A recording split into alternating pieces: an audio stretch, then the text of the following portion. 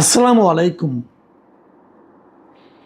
অবশেষে যুক্তরাষ্ট্র এবং ইরানের যুদ্ধ সম্ভবত শেষ হতে যাচ্ছে।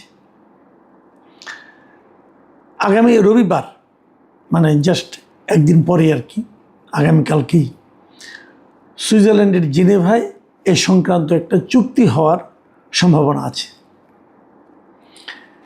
এবং সেই চুক্তি যদি হয় তাহলে মিনিমাম প্রথম পর্যায়ে 6 মাসের জন্য যুদ্ধবিরতি হবে এবং তারপর আস্তে আস্তে এটা শেষ হয়ে যাবে। কিছু শর্ত আছে, শর্ত নিয়ে শেষ মুহূর্তেও টানাটানি চলছে। হয়তো এটা শেষ হয়ে যাবে, কারণ এখন ট্রাম্পের জন্য এই যুদ্ধটা শেষ করা অনেকটা তার জন্য মুখ রক্ষার ব্যাপার হয়ে দাঁড়িয়েছে। আপনাদের মনে আছে যুদ্ধের শুরু থেকে, একদম শুরুর দিন থেকে ট্রাম্প বলতেছিল এই যুদ্ধে যে কোনো মুহূর্তে যে কোনো সময় তারা জিতে যাবে, এই আজকে জিতবে, এই কালকে জিতবে, প্রথম সপ্তাহে বলছে এই শেষ হয়ে যাবে। এক পর্যায়ে এমনও বললো ইরানের সভ্যতাই নাকি ধ্বংস করে দিবেন। অনেক কথাই বলেছেন এবং এ সমস্ত কথা বলা বলির মাধ্যমে ট্রাম্প তার যে চারিত্রিক বৈশিষ্ট্যের একটা প্রমাণ সারা দুনিয়ার সামনে তুলে ধরেছেন। সেই বৈশিষ্ট্যটা কিন্তু, সেই প্রমাণটা কিন্তু, সেই চিত্রটা কিন্তু যুক্তরাষ্ট্রের মতো একটা দেশের যে প্রেসিডেন্ট, তার যে ভাবমূর্তি থাকার কথা সে পর্যায়ে নয়, বরং সেটা ট্রাম্পের জন্য অনেকটাই অপমানজনক। উনি ক্রমাগত ভুল তথ্য দিয়েছেন, মিথ্যা তথ্য দিয়েছেন, নিজেও মিথ্যা বলেছেন, একে অন্যের উপর দোষ চাপিয়েছেন, কখনো এর উপর দোষ চাপিয়েছেন, কখনো তার উপর দোষ চাপিয়েছেন, কিন্তু কোনো কিছুই করেই উনি শেষ পর্যন্ত মুখ রক্ষা করতে পারেননি এবং নিজের ইমেজটাকে গড়ে তুলতে পারেননি। জাতীয় পর্যায়ে তার দেশে তেলের দাম বেড়ে গেছে, জনসাধারণের মধ্যে যুদ্ধবিরোধী যে অবস্থানটা, মনোভাবটা সেটা প্রকাশ্য হয়েছে, তার বিরুদ্ধে বিক্ষোভ হয়েছে এবং যে রিপাবলিকান দলের উনি সদস্য, সেই রিপাবলিকান দলের মধ্যেও তার ব্যাপারে অনেক আপত্তি এবং ক্ষোভ জন্ম নিয়েছে, প্রকাশিত হয়েছে। এই সামনে নভেম্বরে তাদের একটা মধ্যবর্তী নির্বাচন আছে, সেই নির্বাচনে রিপাবলিকান দলের একটা ভয়ঙ্কর পরিণতি হতে পারে বলে অনেকে ধারণা করছেন। কীভাবে শেষ পর্যন্ত বলা বড় কঠিন। তো এই অবস্থায় রবিবার যে যুদ্ধবিরতি হতে যাচ্ছে এবং যুদ্ধের শেষের যে একটা চুক্তি হতে যাচ্ছে, এই চুক্তিটাকে কে কীভাবে দেখছে? ইরানের যিনি পররাষ্ট্রমন্ত্রী আছেন আব্বাস আরাগাচি, এই যুদ্ধকে কেন্দ্র করে এই ভদ্রলোক কিন্তু খুবই পরিচিত মুখ হয়ে গেছেন সারা দুনিয়ার কাছে।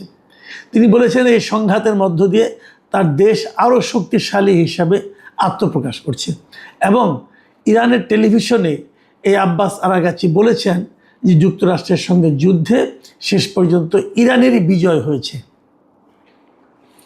যদিও যুক্তরাষ্ট্রের যারা সামরিক ব্যক্তি যারা আছেন তারা নিজেরা বলা বলি করছেন এবং বলার চেষ্টা করছেন যে এই যুদ্ধ মোটামুটি আমেরিকা যা চেয়েছিল তা অর্জন করতে পেরেছে।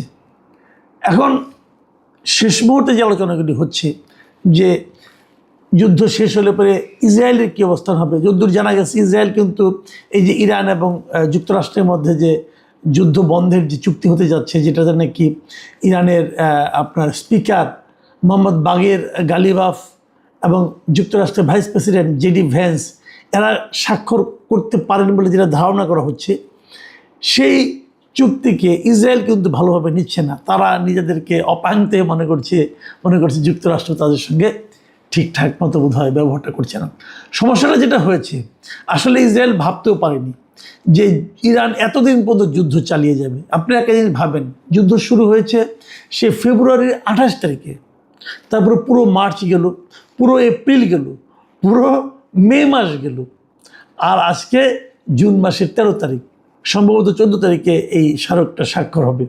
তাহলে কত দিন এখানে ভাবেন, এখানে 3 মাসে 90 দিন আর এখানে হলো 15 দিন, মানে 115 দিন ধরে, যেখানে ইসরায়েল এবং যুক্তরাষ্ট্র ধারণা করেছিল তাদের আক্রমণে 7 দিনে বেশি টিকতে পারবে না ইরান, সেখানে 115 দিনের মাথায় এসে যুক্তরাষ্ট্রকে কিন্তু আসলে এক ধরনের মাথা নিচু করেই ফিরে যেতে হলো। এবং এটা কেন হলো? এত বড় শক্তি, পরাশক্তি যুক্তরাষ্ট্র, পরাশক্তি ইসরায়েল, তারপরে তারা কেন ইরানের সঙ্গে পারল না? এটা নিয়ে বহু আলোচনা এর মধ্যে হয়েছে, আমি নিজেও করেছি। মূল কারণটা আর কিছুই না, জাতিকে ঐক্যবদ্ধ রাখতে পারলে এরকম হয়, এবং তাদের মধ্যে যদি দেশপ্রেমটা থাকে তাহলে এরকম হয়।